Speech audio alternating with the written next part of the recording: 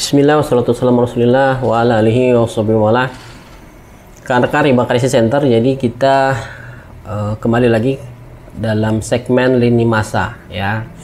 Jadi umur pergerakan Riba Krisis Center sejak 2013 atau bahkan mungkin sebelum itu pra RCC kan juga sudah dimulai melalui hikmah bersama ya.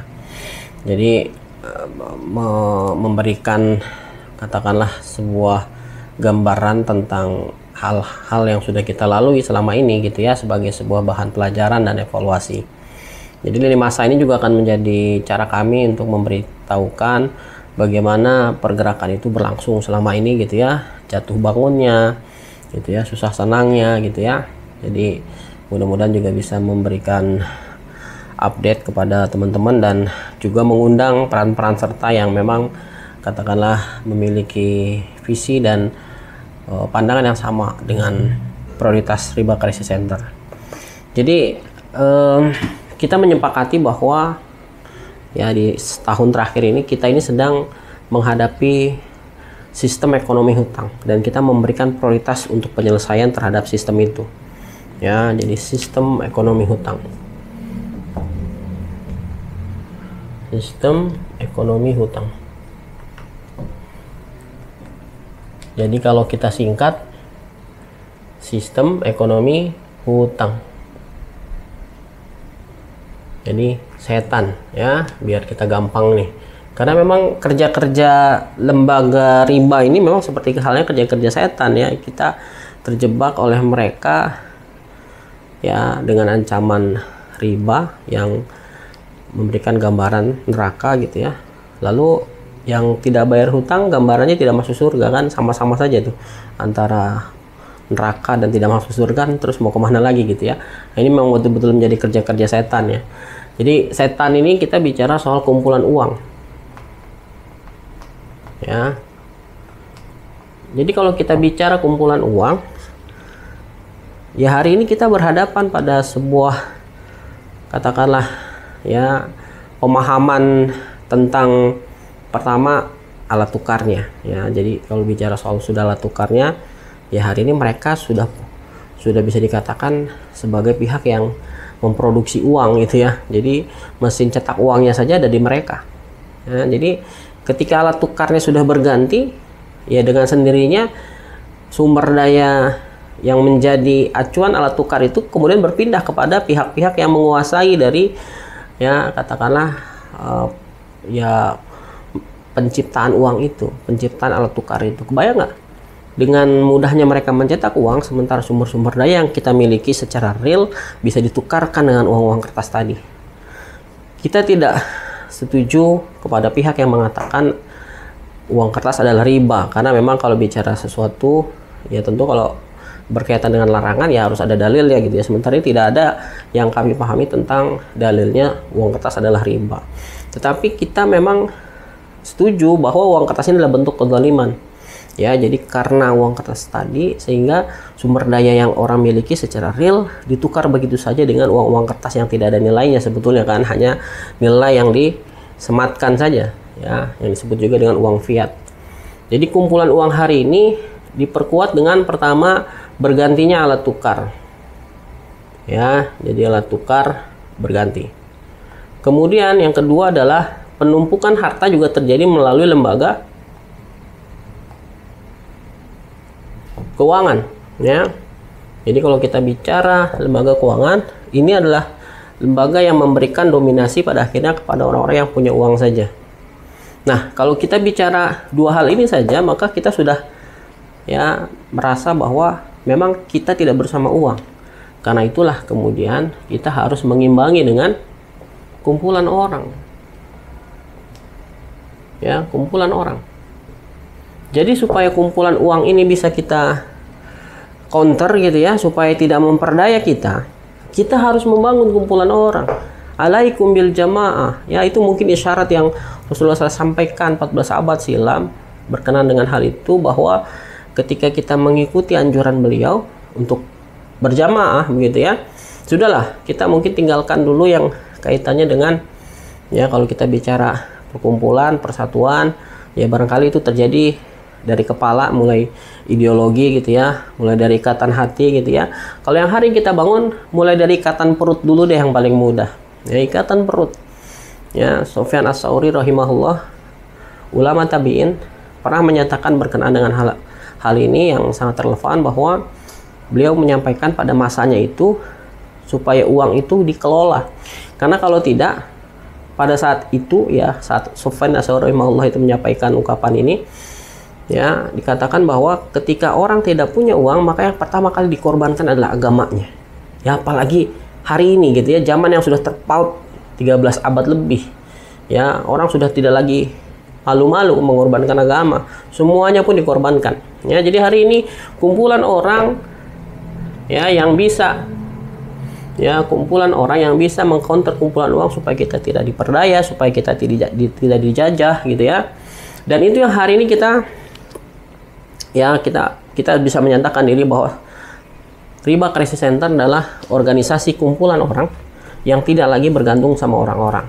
Ya, karena ini juga sebuah dilema gitu ya. Karena kalau kita bicara mengumpulkan orang, ya tantangannya menyatukan gitu ya.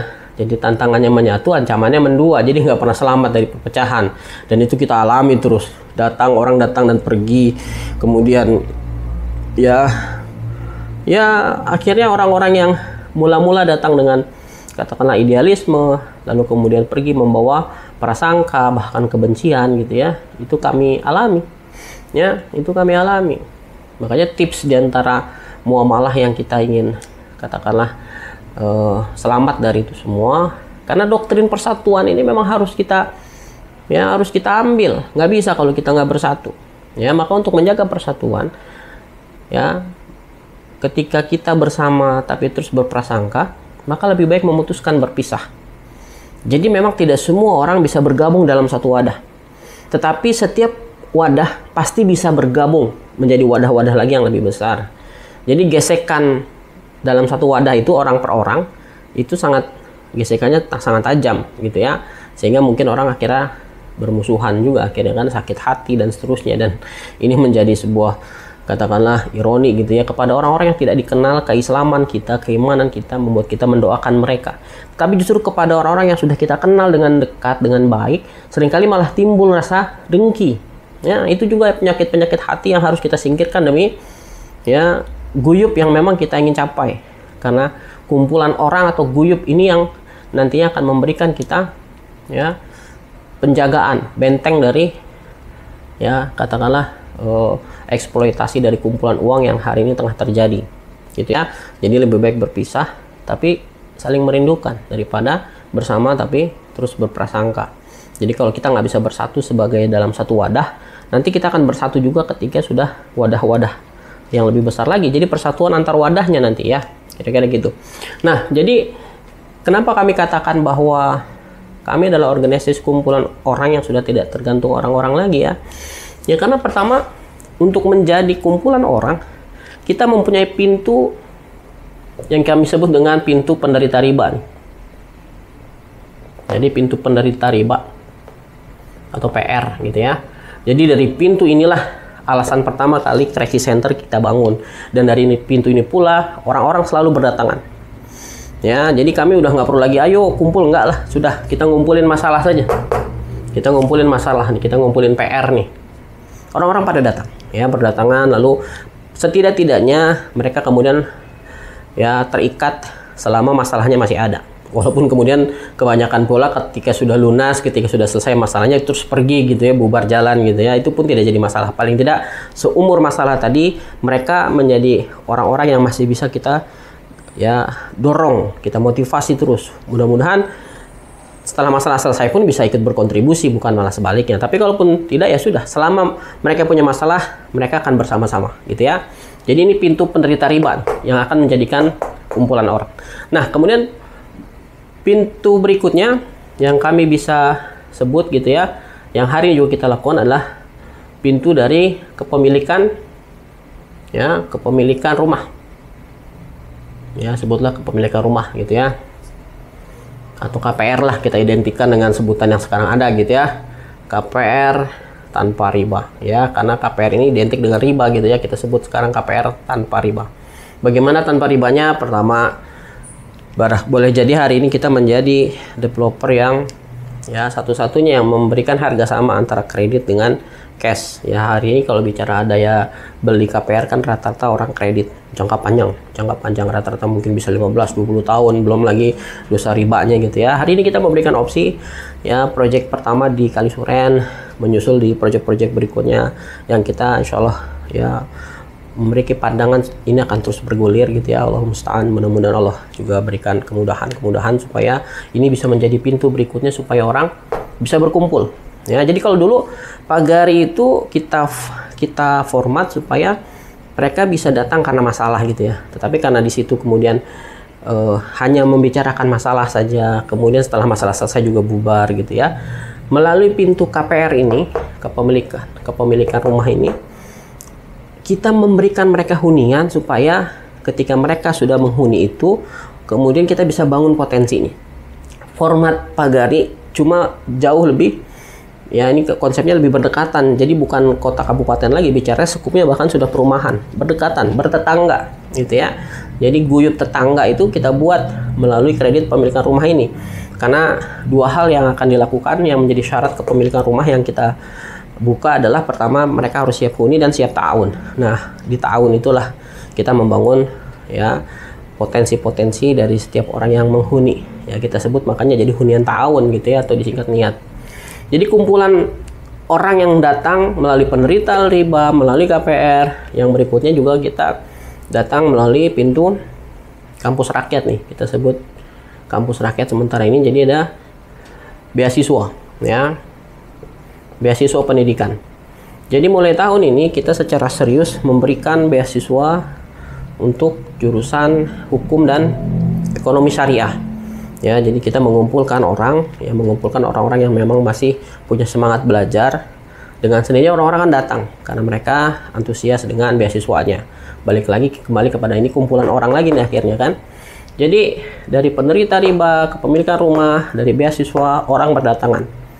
Kemudian yang keempat, hari ini kita juga mau buat namanya Muda ya. Muda itu adalah komunitas berdaya. Jadi komunitas berdaya ini bicara tentang bagaimana kebersamaan kita memberikan arti untuk ya lebih berdaya dan memberdayakan ya. Jadi formatnya ini adalah kepemilikan properti ya, kepemilikan properti produktif. Ya, jadi kita akan mengeksekusi, membeli ruko ya, properti produktif itu ya dalam bentuk ruko secara bersama-sama, sehingga setiap orang yang ikut memiliki bersama-sama kita untuk mengelolanya, bersama-sama kita untuk memberdayakannya.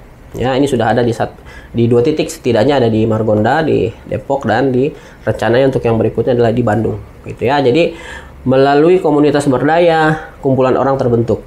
Orang bersama-sama karena merasa ikut memiliki dan memang terlibat juga dalam malnya ya, dalam kepemilikan karena mereka bersama-sama ikut memiliki gitu ya, dan sehingga dikelola bersama lalu memberikan manfaat juga yang hasilnya bisa digunakan secara bersama-sama. Ya, jadi penderita riba, kepemilikan rumah, kemudian beasiswa, kemudian adalah kepemilikan properti. Yang berikutnya untuk menjadi jalan untuk kumpulan orang yang belakangan ini kita buat program namanya Pride ya. Pride, kebanggaan gitu ya. Ini perangi riba dengan emas. Ya, perangi riba dengan emas. Jadi belakangan ini ada memang segmen yang secara khusus mereka menjadikan emas sebagai alat untuk bermuamalah gitu ya, alat untuk bermuamalah. Jadi kita gunakan supaya ya kalau kita bicara ini adalah tabanas begitu ya, tabungan emas, yang di atas adalah tahan gitu ya, tabungan lahan gitu ya. Jadi ini adalah mekanisme distribusi harta gitu kan, yang memang kita gunakan secara spesifik supaya terbentuk kumpulan orang. Ya, jadi selama ini emas itu kan hanya disimpan saja. Ya. Jadi tidak ada manfaatnya. Melalui program ini emasnya tetap bisa dimiliki dan diberikan jaminan, tetap rasa amannya juga dalam hal penyimpanan, tetapi bersama dengan itu juga ada kegiatan pemberdayaan dari itu semua. Ya. Jadi kalau kita membandingkan orang yang menyimpan emas dengan yang memelihara kambing, ya tetap saja emas setelah 2 tahun, 10 tahun ya sebesar itu saja kan. Tapi kalau kambing setelah 2-10 tahun dengan nilai yang sama dia akan terus beranak pinak Kira-kira begitulah, kita memberdayakan apa yang sudah kita punya tanpa kehilangan nilainya, kehilangan barangnya, tapi manfaatnya bisa meluas gitu ya. Jadi dengan pride atau perangi riba dengan emas ini ya, diantaranya adalah kita sudah menginventarisir ada orang yang punya kesanggupan untuk teman-teman yang sudah melakukan gadai itu akan ditebus ya, akan dibantu untuk ditebus sehingga dia akan mendapatkan selisih harganya yang selama ini terjadi kan, kemudian dieksekusi saja, dijual murah tuh ya, dijual dengan harga yang di bawah nilai dari emasnya itu sendiri. Belum lagi maksiatnya yang terus berjalan, karena kalau bicara gadai itu kan masih ditahan gitu ya. Jadi kita nggak bisa melakukan upaya pembelaan apa-apa selain ditebus gitu kan. Nah, selisihnya itu kan menjadi selama ini hilang begitu saja karena kalau tidak ditebus. Makanya ada pihak yang akan membantu menebus itu. Jadi manfaatnya tadi bebas riba, kemudian nilai selisihnya bisa tetap kita didapatkan. Kemudian juga nanti akan ada ya tabungan emasnya. Kemudian juga ada syirkah yang ya simpan pinjam emasnya, kemudian juga ada syirkahnya. Ya, jadi syirkahnya dalam bentuk dia memberikan emasnya itu kemudian dikelola menjadi kegiatan usaha yang produktif di kegiatan-kegiatan usaha yang memang sudah kita jalankan, gitu ya. Jadi paling tidak dari 5 poin inilah kumpulan orang itu bisa kita bangun, gitu ya. Jadi ini semua kita bicara punya tujuan daripada sekedar kumpul, datang, kemudian bubar, membawa masalahnya lagi. Ya, dengan cara ini kita berharap ya, ada satu lagi sebetulnya mungkin kita sebut juga di sini yang membuat kumpulan orang adalah Institut Guyub. Ya, jadi Institut Guyub ini adalah cara kami memahamkan situasi yang sekarang terjadi ya, dengan pendekatan pendidikan informal gitu ya. Kita memberikan pengajaran selama 3 bulan. Setelah 3 bulan ya kita bebaskan mereka untuk memilih dan apakah ikut bersama-sama mengambil peran atau kemudian ya bubar saja gitu ya. Intinya melalui pendekatan Institut Guyub melakukan pendidikan secara online gitu ya, sehingga lebih mudah untuk menjangkau. Rata-rata setiap bulan itu ada 100-an orang bergabung, setiap angkatan kita buka di setiap bulannya. Untuk yang sudah berlalu ada 22 angkatan, yang sekarang setelah melalui evaluasi baru jalan 4 angkatan. Nah, jadi dari 6 poin inilah kumpulan orang itu bisa kita bangun, sehingga kalau kita bicara ya memerangi riba, memerangi setan ini, sistem ekonomi hitam, mengimbangi dengan kumpulan uang ya, optimisme kita dengan kumpulan orang ini, mudah-mudahan kita minimal tidak menjadi pihak yang diperdaya terus ya. Kalau masih ada orang-orang yang terus enggan bersatu ya sudah, hari ini kita memang ya sedang membuktikan bahwa ya dalam lanjutan hadisnya alaikum bil jamaah, karena memang setan itu akan serigala itu hanya memakan ya ternak yang sendirian. Itulah yang sekarang terjadi, serigala riba ini memakan orang-orang yang masih menyendiri, yang masih kemudian merasa bisa dan bertahan sendirian gitu ya. Padahal dengan kita berjamaah, kita bersama-sama, segala sesuatu akan menjadi lebih berdaya dan memberdayakan. Ya, itu kuncinya, kumpulan orang. Ya, itu ya yang mungkin hari ini bisa kita sampaikan sebagai bentuk perkembangan dari pergerakan ini lini masa di tahun 2022 di 1444 Hijriah. Ya, mudah-mudahan di kesempatan berikutnya kita bisa update lagi perkembangan yang bisa kita kabarkan gitu ya, sebagai cara kami untuk memberikan kesungguhan bahwa visi Indonesia tanpa riba akan secara sungguh-sungguh kami capai gitu ya. Kalau bukan tidak berhasil pada generasi kami, mungkin pada generasi anak cucu keturunan nanti, sehingga pendekatan secara kelembagaan, fokus, berkelanjutan ini bisa terus berjalan ya, tidak tergantung lagi sama orang-orang, individu-individunya. Allahul musta'an. Ya, wassalamualaikum warahmatullahi wabarakatuh.